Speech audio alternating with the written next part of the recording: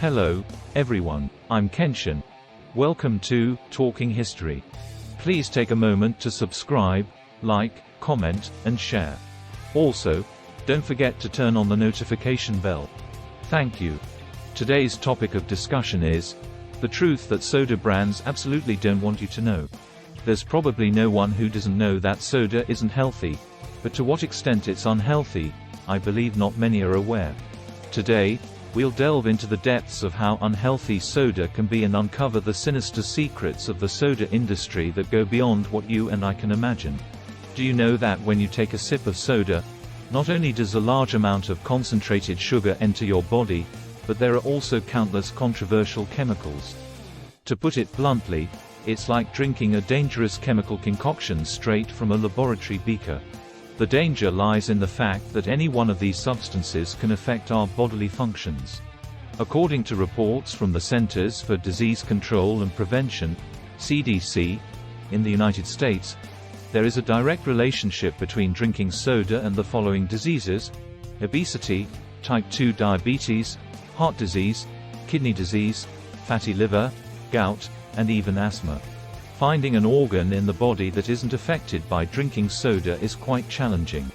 Furthermore, according to a study of 90,000 women, consuming 2 sugary drinks per day increases the risk of heart disease and cardiovascular disease by 40%, and even drinking just 340 cc of soda per day increases the risk of heart disease by 20%. The most dangerous aspect of soda is its high sugar content. Regarding the dangers of sugar, we've discussed it in the previous talk on sugar lies. Since soda contains only sugar and no fiber, drinking it stimulates insulin production, causing blood sugar levels to spike. The excess sugar forms into high-fat globules in the body, becoming the culprits of cardiovascular disease. Additionally, drinking soda provides no sense of satiety, making it easy to reach for another cup or can. Coupled with harmful preservatives like phosphoric acid, the risks compound. In recent years, many sugar-free sodas have appeared, but those diet sodas are completely unreliable. Besides using aspartame as a sweetener, which is concerning in itself, the more serious issue is with drinks that claim to be sugar-free and zero-calorie. These beverages use sucralose as an artificial sweetener, commonly known as Splenda. This substance, produced through a chemical process in the laboratory, is extremely sweet yet calorie-free. However, the greatest risk lies in its carcinogenic properties, which are associated with diseases such as leukemia. The U.S. Center for Science in the Public Interest classifies sucralose as avoid consumption grade. Moreover, artificial colorants derived from petroleum are also dangerous, as are substances like potassium benzoate used in soda, which, if combined with the vitamin C in nutrition, can form carcinogenic benzene. It can be said that soda is essentially a chemical cocktail bottled in plastic. Now, let's talk about the documented lies of soda-related companies. Here, I'll quote from the official website of Coca-Cola. As global concern about overweight and obesity grows, while there are many factors to consider, most cases of overweight and obesity are caused by an imbalance between calorie intake and expenditure. Our goal is to educate global consumers about the importance of a balanced diet and exercise, as well as the benefits of increased physical activity on the body. This seemingly reasonable statement is not only meaningless but also maliciously so. The implicit meaning behind Coca-Cola's statement is that obesity is a result of insufficient exercise, but drinking Coke isn't the problem. This approach aligns perfectly with the company's business strategy, not only encouraging consumers to consume large quantities of Coke but even using an app to tell you how much exercise you need to do to burn off the calories from drinking these beverages. They even blame you for being overweight and drinking too much soda, suggesting that it's due to inadequate exercise. However, this is contrary to most research. The most direct way to lose weight is to adjust your diet, not hit the gym. A single sentence from Changson shatters the lies of the soda industry. Without soda and Coke, people can use their time to improve their health. Despite being the biggest culprit in promoting obesity, besides blaming people for being overweight due to insufficient exercise, They then introduce one unsafe low-calorie beverage after another. It's truly revolting to see the faces of these companies. The tactics used by the soda industry to lie are similar to those used by the sugar industry, buying off professionals to whitewash their image. In 2016, these companies sponsored a group of nutritionists to tweet against the US government's imposition of heavy taxes on soda, including statements like, "Soda taxes are not as effective as expected," and "Informed consumers can prevent obesity, not heavy taxes." These experts, who should have been providing health advice, were turned into soda industry lackeys, acting as fraudsters. Of course, such money-driven unethical behavior is not limited to this instance. In fact, since 2009, investigations by the Center for Science in the Public Interest in the United States have revealed that Coca-Cola, PepsiCo, and the American Beverage Association spend $67 million annually lobbying across the United States, fighting against soda taxes and resisting mandatory sugar labeling, among other measures. The main reason behind this is the fear of exposure. They know people will steer clear if the truth comes out.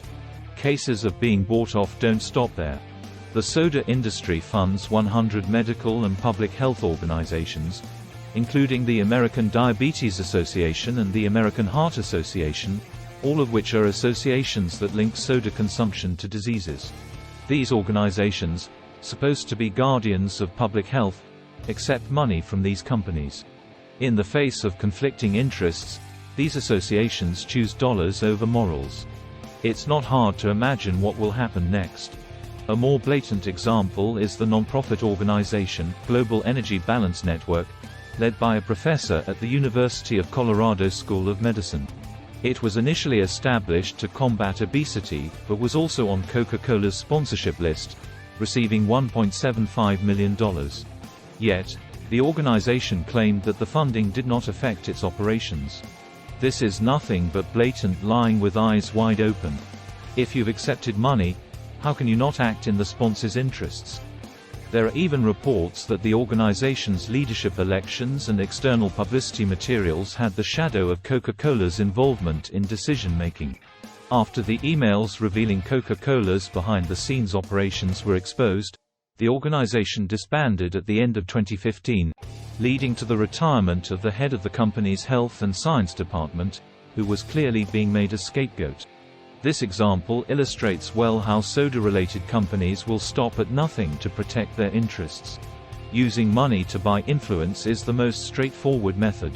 Similarly, in 2015, the New York Times revealed that Coca-Cola had sponsored over $1 million to fitness and nutrition experts to refute the relationship between sugary drinks and obesity, even implying that Coca-Cola is a beverage that can be enjoyed healthily.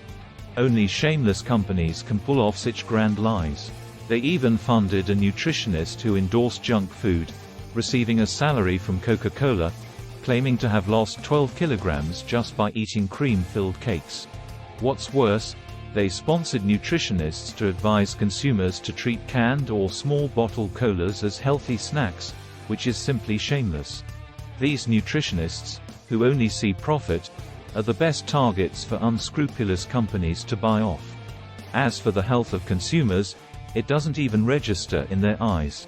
Coca-Cola admitted to paying over $2.1 million to several health experts, of which 57% were nutritionists, 20% were scholars, and the rest included doctors, health experts, and writers. They also invested $21.8 million to support organizations that promote beverage consumption, the most famous of which is the Centers for Disease Control and Prevention, CDC. Following years of investigation, this organization's collusion with Coca-Cola was exposed in June 2016 by the U.S. Right to Know organization. The organization's research director, Kelly D. Brownell, revealed close connections with Coca-Cola's internal personnel in these emails, showing how Coca-Cola directed its personnel to influence policies related to beverages and sugar. 2 days after the exposure, Brownell quietly returned home to take care of his own affairs. After Coca-Cola's scandals were exposed, they naturally didn't remain silent and even shamelessly proposed to the U.S. Food and Drug Administration to categorize soda as beneficial food. Such a harmful substance, worse than garbage, dared to lobby government agencies. It's clear that in their eyes, dollars outweigh shame. If you're concerned about your health and that of your family, it's imperative to gradually distance yourself from any products of these soda companies. Not one of them is good. The best way is to transition gradually, replacing sodas with plain water or sparkling water. If you're not accustomed to the lack of flavor, natural lemon juice, honeydew melon, and other fruits are excellent choices. Changsun has refused these malicious beverages for several years now and deeply believes that besides being healthy, the wallet also benefits greatly. So, join the ranks of healthy hydration methods.